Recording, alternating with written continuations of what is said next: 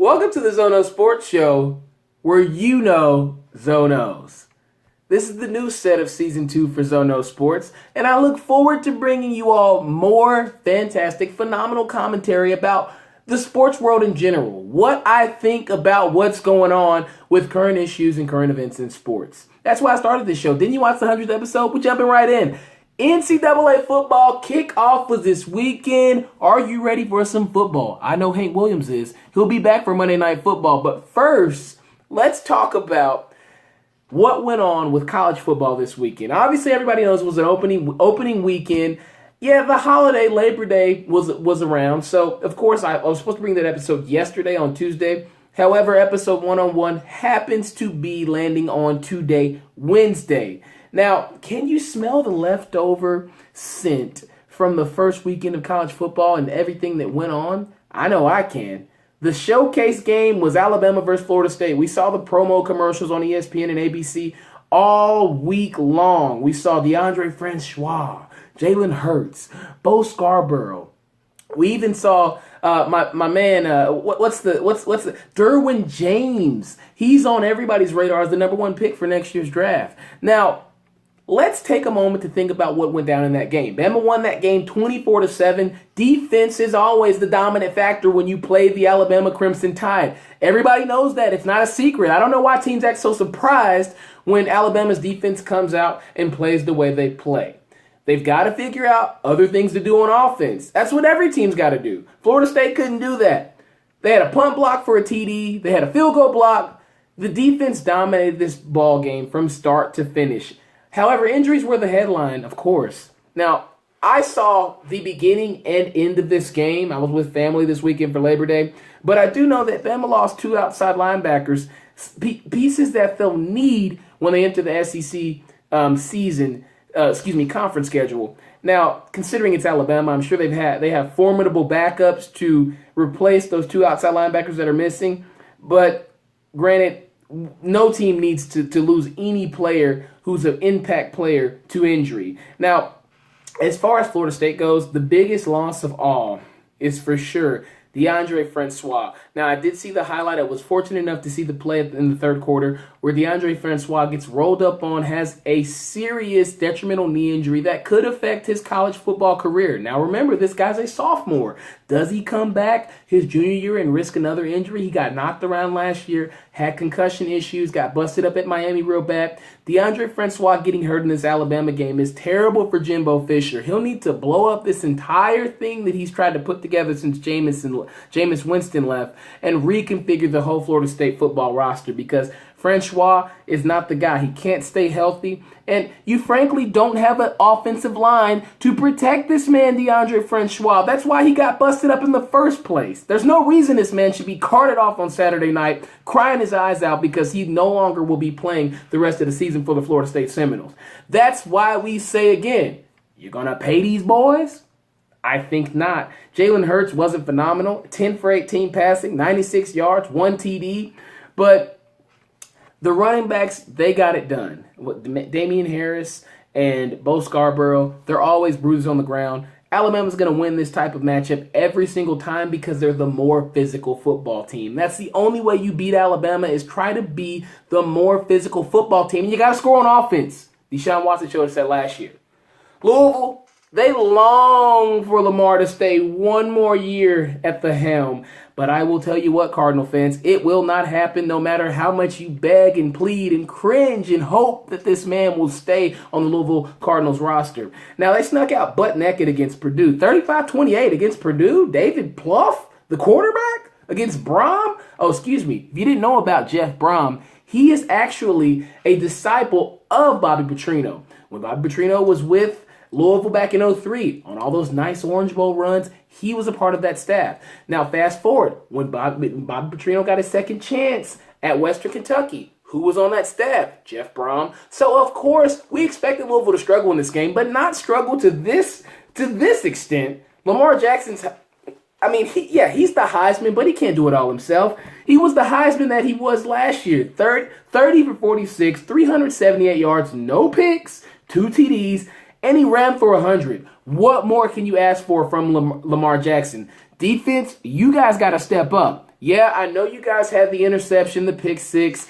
I know you guys had a few of those, but why did they score 28 points in the first place? That was early on. Louisville was down for a majority of this game. So make some adjustments because at this rate, I don't see how Louisville wins enough games in the ACC conference to actually compete in a New Year's Six bowl game. 16 penalties lost, 3 fumbles. That's terrible. Next 2 games could fold the cards. They play North Carolina, my boy, my cousin, Devin Perry, wide receiver. Watch out for him. And they play Clemson right after that on the 16th. And game day will be in town. I should be there, may or may not be there. It's tentative right now, but Louisville's got a lot to clean up before they take on these next 2 opponents, North Carolina and Clemson. Because Clemson, I watched the Kelly Bryant kid. He is the real deal. Tore up their opponents on Saturday. So buckle it up, Louisville. Fix the holes, because if you don't, the boat will sink on the 16th when Clemson rolls into town. Now, Michigan, they dominated Florida second half. That was a 33-17 game, I want to say the final was. Could we attribute some of that to the fact that Callaway didn't play, Jordan Scarlett didn't play? So, of course, we expect Michigan to win this game. How good is Michigan for real? I don't know. Everybody says they're good. Wilton Speight, he looks good. He's lost some weight, a little leaner, but I still don't have that much confidence in this guy because I watched him last year. He looked like he was kind of a starter. Didn't appear to me as a starting quarterback. He doesn't appear to me as a leader of a football team. Okay? I think most of their leaders are on defense. They were last year. We know that Jabril Peppers was the leader last year. Who steps up on the offensive side of the ball to be a leader for that Michigan Wolverine bunch? We'll see. Josh Rosen. Why'd you put my man Kevin Sumlin on the hot seat this early, son? I mean, I know you want these players to get paid, but don't take the check out of the coach's hand. That's exactly what happened. 44-10, going into the fourth quarter. UCLA comes back, I don't know how, and wins the game 45-44. Inexcusable. I really hope that Texas A&M figures something out with his defense. Kevin Sumlin, I like him as a coach, personality-wise, but right now I just don't know. But I do hope that he succeeds because he did a fantastic job at Houston, and he did win games early on at Texas A&M. So shout out to Texas A&M. And that guy from the Board of Regents who came out and said what he said, what was it, Busby is his last name, who came out and said Kevin Sumlin needs to be gone, and he did that on Twitter. You are not a man, sir. Pick up the phone. Pick up the phone. You know, Travis Scott, call the man, Kevin Sumlin. Tell him, Coach, when are you guys going to get it together? What's going on? Don't go to Twitter or Facebook like you're one of us. You're on the Board of Regents. You're not just Joe Schmo walking down the street. Come on, man. That's disrespectful. As my man Stephen A. would say, that's disrespectful.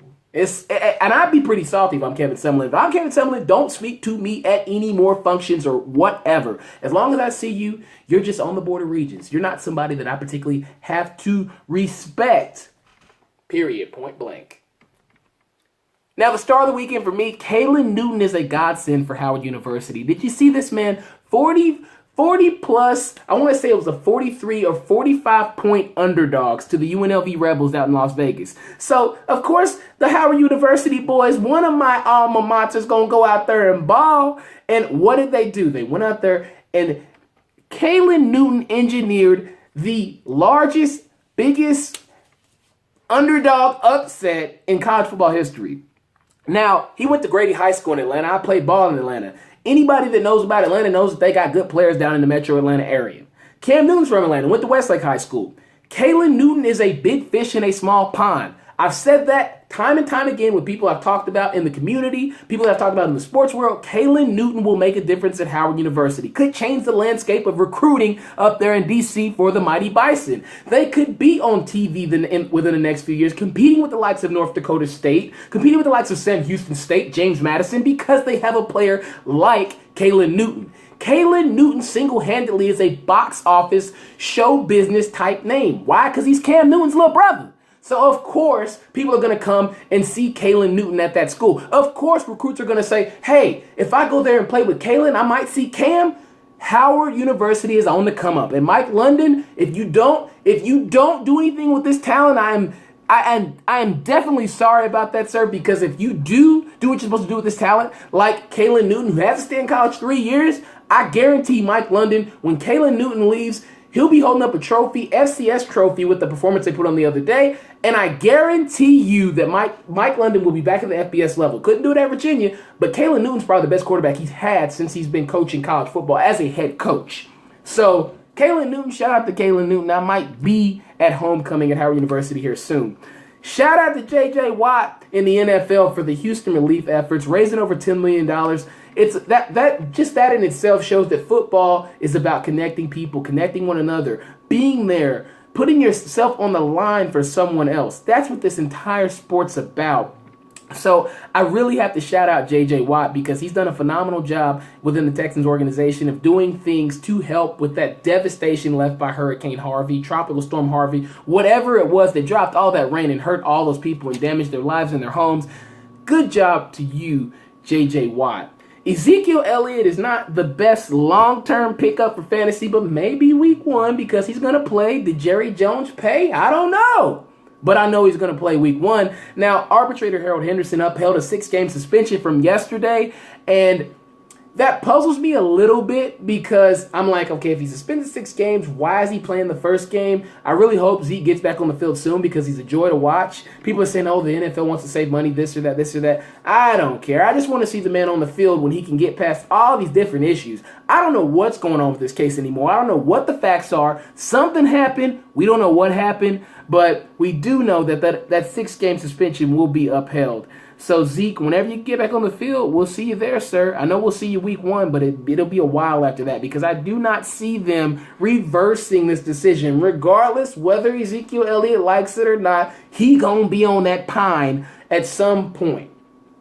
Now, games to watch in week 1 for me, the Bucks and Dolphins, that would have been an interesting game because you get to see old Jay, cigarette-smoking Cutler, and Jameis, all he does is try to Winston play each other, but they're affected by Hurricane Irma, which is on a path towards Florida, so that game will not be played in Miami. It will be rescheduled to week 11 from week 1. Seahawks at Packers, I want to see what the boy Raj does. I want to see what the Seahawks defense looks like with Sheldon Richardson because in the middle, he is a run stopper, and I think he's way more athletic than Brandon Mebane. He was a kind of a chubby guy to me, fat blob. So I look forward to seeing that Seahawks-Packers game. Raiders at Titans, Derek Carr versus Mariota. Who's going to be the shiny new young quarterback who everybody's talking about for the rest of the year? Mariota, this is the time that you've got to show it. The Titans have put a lot of money into Mariota. He's gotten hurt a few points over the years, but this is the time where all the pieces have to come together. I like the young receiver down the street from Western Kentucky, Tywan Taylor, and I also like DeMarco Murray in that backfield. So the Tennessee Titans, what can they do to bring it all together this year? We shall have to wait and see. The Raiders, Derek Carr and that defense, Super Bowl contenders, maybe Marshawn Lynch, and what's he going to look like being out of football? Who knows? We can't tell until we see with our eyes. Giants and Cowboys, that's a divisional game. Now, I think that the Cowboys would prefer Zeke play this game because it's a division game against a division rival, the New York Giants. Will Odell Beckham play or won't he? The ankle got messed up. Will he be out there? I assume he'd be out there. Joe Flacco's going to be out there. His back was messed up. So that'll be a game I'd like to see as well. Now, Major League Baseball's heating up. Everybody's trying to get the wild card, trying to do their thug thizzle to get into the baseball playoffs. Cleveland has the juice right now. If you have not seen the Indians or kept up with them lately, last year they got on a really big run, won a bunch of games, had a long streak going at 13, which is what it is now. The Indians have won 13 straight games. That matches last season's total. Now, my question for baseball fans is, if Cleveland does in fact win their 14th straight game, does that make up for the Game 7 that they lost last year? Is that the one thing that potentially mentally puts them over the hump, gets them through the playoffs, and puts them as and crowns them as our World Series champion? Can they make it back to the World Series? Because this is a similar storyline to last year. Tito Francona gets these boys playing. He gets these boys hitting. I like Encarnacion, and I like Lindor. Ballers. And Corey Kluber, not to mention, Cy Young candidate. Watch out for Cleveland. Now, the Red Sox, they were accused of stealing signs from the Yankees. New York Yankees, you guys have bread. Hire somebody who will prevent teams from coming in and stealing your signs or come up with better ones. Stop complaining. Soccer-wise, the USA got a point yesterday versus Honduras in a tie. They could not lose that game Bruce Arena said they are lucky. I want to see the USA in the World Cup. I look forward to seeing that every time. I remember the epic goal made by Landon Donovan back in 2010. I remember that. So USA, USA, USA. College football week 2. What's coming out? The game of the week. Baker Mayfield versus JT Barrett. Oklahoma versus Ohio State in an early playoff type atmosphere, which is really a de facto playoff game. Can Baker Mayfield be effective with his arm and his legs? And can JT Barrett and that kid, J.K. Dobbins, do what they did to Indiana? I doubt it against the Sooners defense, but I assure you, we will see fireworks all Saturday night. I'll be watching that game. Can't wait to see it. Look forward to seeing Ohio State versus Oklahoma. That will be a primetime matchup for the ages. Urban Meyer versus the new head coach, the new sheriff in town, Lincoln Riley. Let's see who comes out on top, because I think this will put them in the driver's seat to make it to the college football playoff. But it helps that it's an out-of-conference game, just like Florida State was an out-of-conference game. So if they do run the table, Florida State, which I don't think they will without DeAndre Francois, they could still make the playoff because of the loss coming out of conference. They didn't lose in conference. So that's the one good thing about these out-of-conference games when you play tough ones. Now, next week I'll have a new show for you guys. Coming out with that new show schedule should still be Tuesday, for sure. But we'll have to see. I'll update you on Instagram. Follow me, IG at Zono Sports. And definitely enjoy the sports football weekend. NFL coming out, week 2 of college football. So much stuff to watch. And it's U.S. Open. Who's really going to win it? Could Venus win it? Could Rafa win it? Could Roger win it? Who knows? Thank you for watching the Zono Sports Show, where you know Zonos.